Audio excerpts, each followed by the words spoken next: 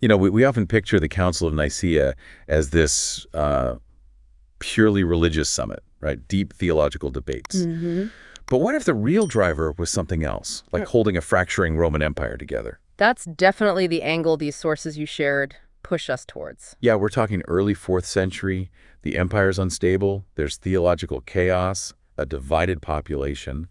And then there's Emperor Constantine, this very sharp political operator. Constantine's political goals were, well, deeply intertwined with how Christian doctrine even developed. It's fascinating. These abstract theological points could actually cause huge social and political cracks. Cracks Constantine couldn't afford. He needed stability. Right. So our mission in this deep dive is to really unpack that connection, Constantine's push for unity, and how it steered early Christianity, seeing the strategy behind the sacred. Let's do it. Okay, so the Roman Empire, early 4th century, said it was unstable, a bit of a mess. Oh, yeah. Real fragmentation.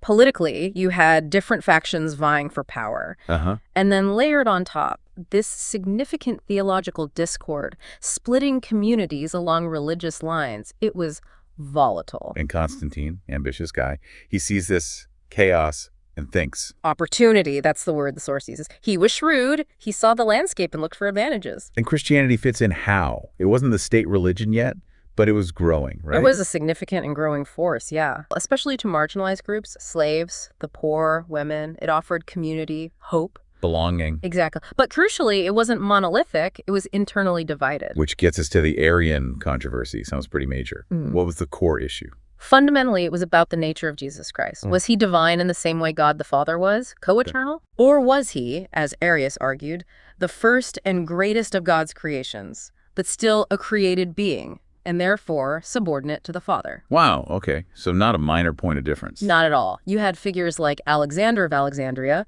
later Athanasius, fiercely arguing for Christ's full divinity, his equality with the Father. And these weren't just arguments in, seminaries. They mattered on the ground.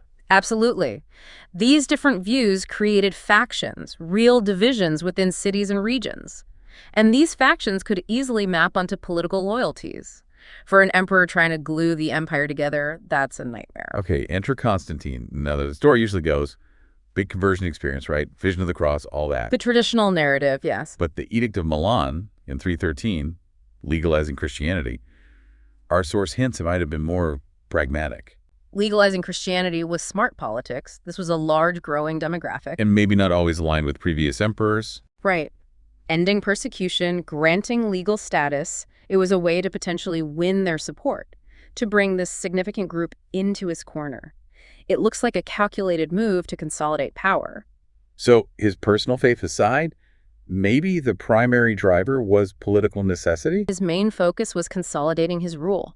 Theological harmony wasn't just desirable, it was becoming a political necessity for imperial unity. These internal church fights were destabilizing. Which logically leads us straight to Nicaea, 325 CE. This wasn't just bishops getting together, this was Constantine's solution. It looks very much like his strategy to impose order, yes.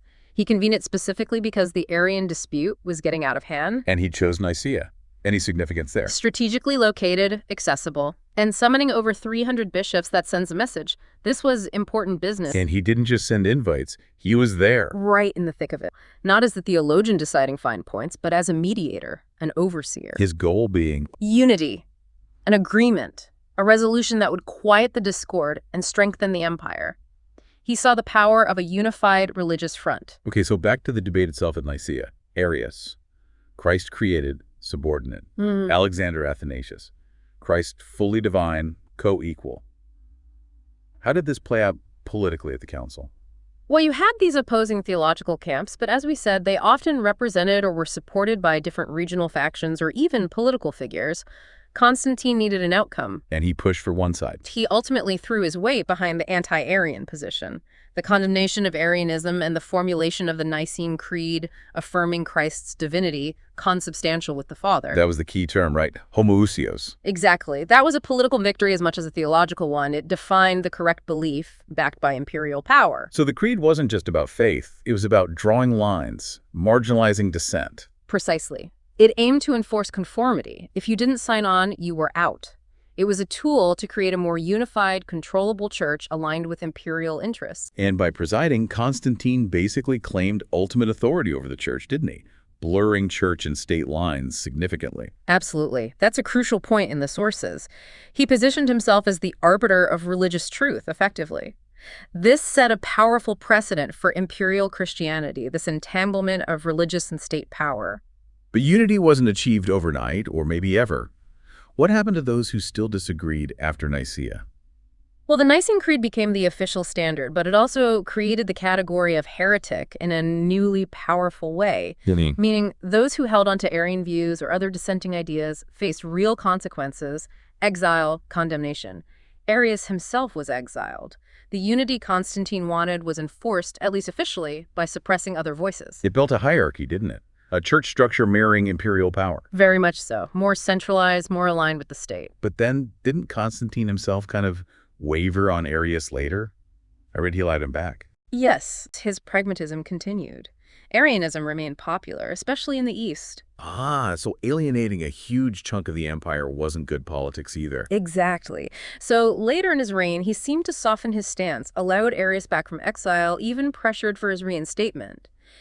It wasn't likely a theological change of heart. It was about maintaining control, keeping the empire stable, even if it meant tolerating the view he'd previously condemned. It certainly looks that way. Theology remained a tool for imperial management. Beyond doctrine, Constantine also used, well, money and bricks, right? Building churches. Oh, massively. Funding grand churches like the basilicas in Rome, the Church of the Holy Sepulchre in Jerusalem. These were huge public statements. Statements of what? Piety.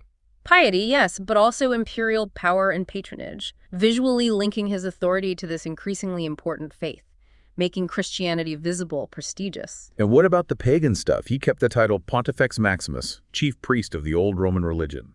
And the sun god stuff, Sol Invictus. Right, syncretism. Holding on to pagan titles, featuring Sol Invictus on coins early on, even making Sunday the sun's day, the official day of rest and worship. That seems contradictory if he was a devout Christian. Or it could be seen as incredibly pragmatic. Pontifex Maximus gave him authority over all religious matters. Venerating Sol Invictus might have appealed to traditionalists. And Sunday, it aligned Christian practice with a widespread existing tradition. So it was about creating a blended cultural identity, smoothing the transition. Possibly. A way to foster cohesion, bridge the gap, make the shift less jarring for the wider population, again, serving the goal of imperial unity. Okay, so looking at the long game, this deep entanglement of church and state that Constantine initiated, what were the major consequences? Well, it fundamentally changed the church. It became embedded within the power structures of the empire. Bishops became influential figures, not just spiritual leaders, but often political players too. Which sounds like it could lead to problems. And it did. The church becoming involved in worldly power struggles. Constantine's interventions meant to unify, sometimes actually deepen divisions in the long run, by making theological disagreement a matter of imperial politics. And defining orthodoxy so sharply meant other Christian traditions got pushed aside. Exactly. Alternative interpretations were marginalized, sometimes forcefully suppressed. How did all this change things for the average believer on the street? On the one hand, no more hiding, no more widespread persecution. Faith could be practiced openly, even celebrated with imperial backing. That is huge. Absolutely. But the flip side was this increasing politicization. The church became more hierarchical, more institutionalized. Leaders might seem more like administrators or politicians than pastors. Less like a refuge, maybe. For some, perhaps. And then you had the rise of heresy hunts, the pressure to conform to the imperially sanctioned doctrine. Faith became tied up with loyalty to the state in a new way. The decentralized, often countercultural movement of early Christianity transformed into a highly organized, top-down institution. So Nicaea, we think unity, but maybe the real legacy wasn't unity itself, because that didn't fully happen. The dream of a perfectly unified church within a unified empire, it remained elusive. Arianism persisted, other disputes arose. But Nicaea set the precedent. It transformed Christianity into an imperial institution. It established the idea that the emperor had a role, maybe the defining role, in shaping theology for political ends.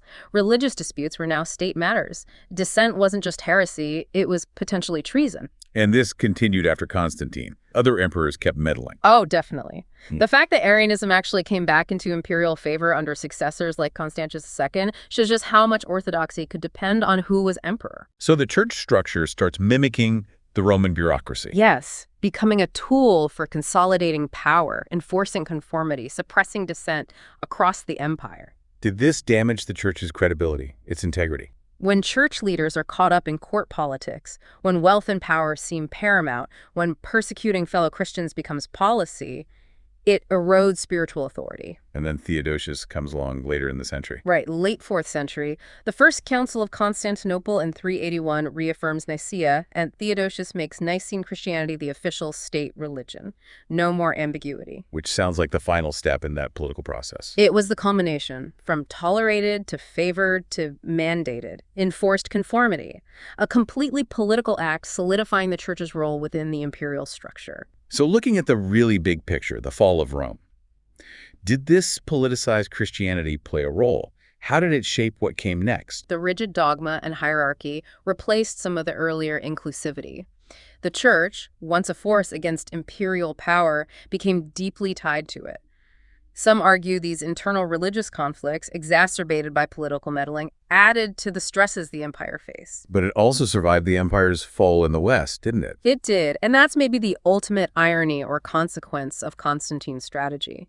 By embedding the church within the imperial framework, he ensured its survival and institutional strength. So when Rome collapsed in the West, the church structure was still there.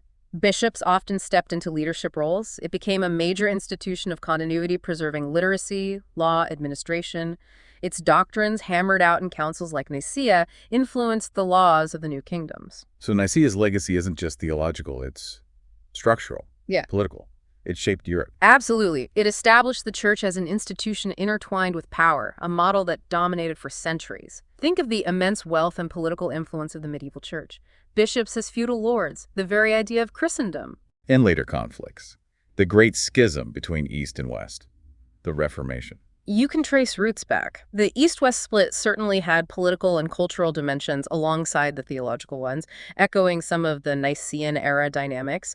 And the Reformation, in many ways, was a reaction against the perceived corruption and politicization of the church system that had evolved over centuries, a system whose foundations were arguably laid in Constantine's time. It's really powerful stuff. So Nicaea wasn't just about defining Christ's divinity. It was a masterclass, really, in how human ambition, political necessity, and religious belief can intersect and reshape the world. It demonstrated how potent religion can be as a tool for political control. And it highlights that tension, doesn't it, between ideals of faith and unity and the messy realities of power. Constantly. The legacy of Nicaea forces us to think about how that relationship between religion and politics continues to play out, even today. So wrapping this up, the big takeaway is that the Council of Nicaea, while pivotal for Christian doctrine, was maybe even more significant as a political maneuver by Constantine, a calculated move to unify his empire by unifying its rising religion. Exactly. Looking beyond the purely religious frame, as these sources compel us to do, reveals this much more complex and perhaps surprising story of strategy and statecraft shaping faith. It definitely gives you a different lens, and maybe a final thought to leave folks with. Consider how that entanglement, that historical intertwining of religious belief and raw political power we saw at Nicaea, how does that echo today? Where do we see those lines blurring now, and what happens when they do? Something to think about. If you enjoy our content, we'd love your support. By joining one of our channel memberships, you help us continue creating videos like this one while gaining access to some amazing perks. As a member, you'll unlock exclusive content available only to supporters, earn loyalty badges to show off in comments and live chats, and enjoy priority responses to your comments, shoutouts, and more. The best part? Memberships start at just $2.99 a month, less than a cup of coffee. Even small contributions make a big difference for the PJ Bible TV team in covering production costs and delivering the content you love. And if you're not ready to become a channel member today but still want to support us, there are other ways to help. Engaging with our videos is a tremendous way to show your support. By taking just a few moments to like the video, share it with friends, family, or on social media, and leave a comment, you're telling the YouTube algorithm to share our content with more people. Your support, no matter how you choose to show it, means the world to us. Thank you for being part of the PJ Bible TV community.